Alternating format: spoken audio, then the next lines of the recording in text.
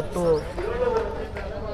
February 23ರಂದು ಇಡೀ ರಾಜ್ಯಾದ್ಯಂತ ಎಲ್ಲ ಜಿಲ್ಲೆಗಳಲ್ಲಿ ಒಂದು ದಿವಸ ಜಿಲ್ಲಾ ಉಸ್ತುವಾರಿ ಸಚಿವರ ಒಂದು ಕಚೇರಿಯ ಮುಂದೆ ಸಂಪೂರ್ಣ ಒಳ ಮೀಸಲಾತಿ ಅಂಗವಾಗಿ ವಿಷಯವನ್ನು ಮುಂದೆ ಬರುವಂಥ ಈಗ ಒಂದು ಸಚಿವ ಸಂಪುಟದಲ್ಲಿ ವಿಷಯವನ್ನು ಸಂಪೂರ್ಣ ಒಂದು ಒಳ ಮೀಸಲಾತಿಯನ್ನು ಜಾರಿಗೆ ಮಾಡುವ ಒಂದು ಕುರಿತು ಅವರಿಗೆ ಒಂದು ಮನವಿ ಪತ್ರ ಕೊಡೋಕ್ಕೆ ಇಡೀ ರಾಜ್ಯಾದ್ಯಂತ ಒಂದು ರ್ಯಾಲಿಯನ್ನು ಇಟ್ಕೊಂಡಿದೆ.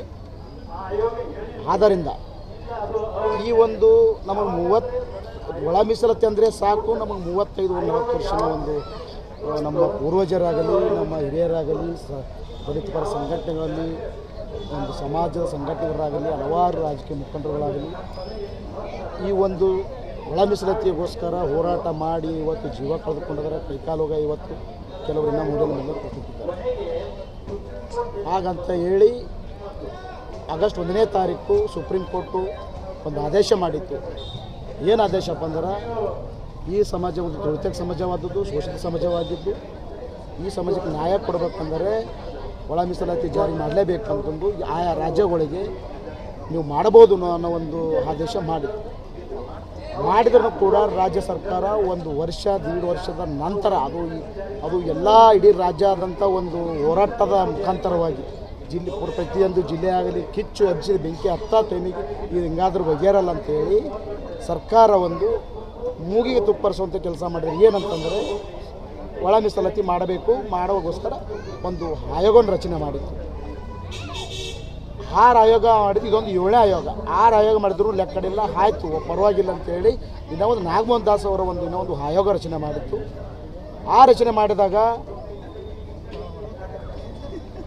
ಇವರು ನಾಗಮೋಹನ್ ದಾಸ್ ಅವರು ಅಧ್ಯಕ್ಷರು ಹೇಳ್ತಾರೆ,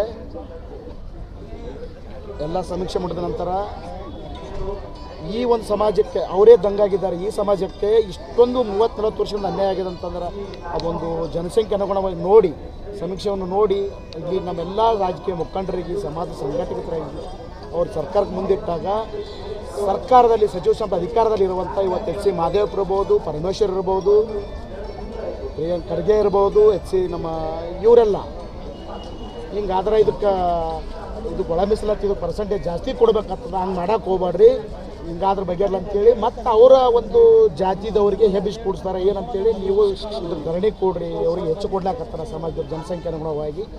ಅವ್ರು 8 ದಿವಸದಲ್ಲಿ ಸ್ಟ್ರೈಕ್ ಮಾಡ್ತಾರೆ ಇಡೀ ರಾಜ್ಯಾದ್ಯಂತ. ಅವರು ನಮ್ಮ ಪಾಲವಾಗಿ ನಾವು ನಮಗಾರು ಅವರಾರು ಸಮಪಾಲು ತಗೋತಾರೆ. ಇದು ನಮ್ಮ ಸಮಾಜದ ಒಂದು ಗೇಡು. ಪ್ರತಿಗೇಡನೇ ಅನ್ನಬೇಕು, ನಮ್ಮ ಕರ್ಮ ಅನ್ನಬೇಕು. ಆಯಿತು ಪರವಾಗಿಲ್ಲ, ಜಾತಿ ಮಾಡಿತ್ತು, ಸರ್ಕಾರ ಮಾಡಿತ್ತು, ನಾವು ಆದೇಶ ಮಾಡಿತ್ತು. ಪ್ರವರ್ಗ ಜನಸಂಖ್ಯೆ ಬಾಬಾ ಸಾಹೇಬ್ ಹೇಳಿದಂಥ ಪ್ರವರ್ಗ ಎ ಅಲ್ಲಿ ನಮಗೆ ಒಂದು ನ್ಯಾಯಯುತವಾಗಿ ಕೊಟ್ಟಿದೆ.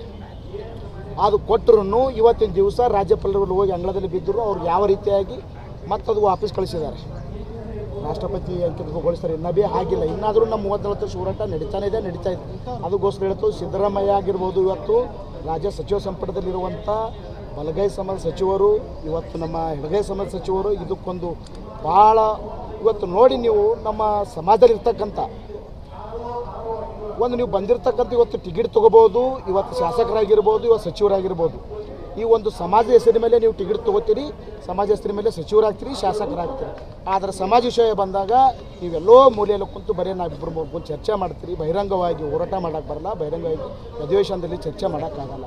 ಹಂಗಂದ್ಮೇಲೆ ನೀವು ನಮ್ಮ ಬಾಬಾ ಸಾಹೇಬ್ ಹೇಳಿದ್ರೆ ಜಾತಿಯಲ್ಲಿ ಬಂದು ನೀವು ಟಿಕೆಟ್ ತೊಗೊಬೇಡ್ರಿ, ಜನರಲ್ಲಾಗಿ ಓದಿ ತೆಗೆದು ನಮ್ಮ ಹೋರಾಟ ನಾವು ಮಾಡ್ತೀವಿ, ನಾವು ಜನರಲ್ಕಾರ ಹೋಗ್ತೀವಿ, ಸುಗರ್ ಸಾಕಾಗಿ ನಾವು ಎಲ್ಲಾರ ಹೋಗ್ತೀವಿ. ನೀವು ಏನಾರ ಮಾಡ್ಕೊಂಡು ನಿಮ್ಮ ಟಿಕೆಟ್ ನೀವು ಜನರಲ್ ತೆಕ್ಕೊರಿ, ನಮ್ಮ ಅದ್ರ ಬಂದು ನೀವು ಟಿಕೆಟ್ ತೊಗೊಳಕ್ಕೆ ಹೋಗ್ಬಾರ್ದು.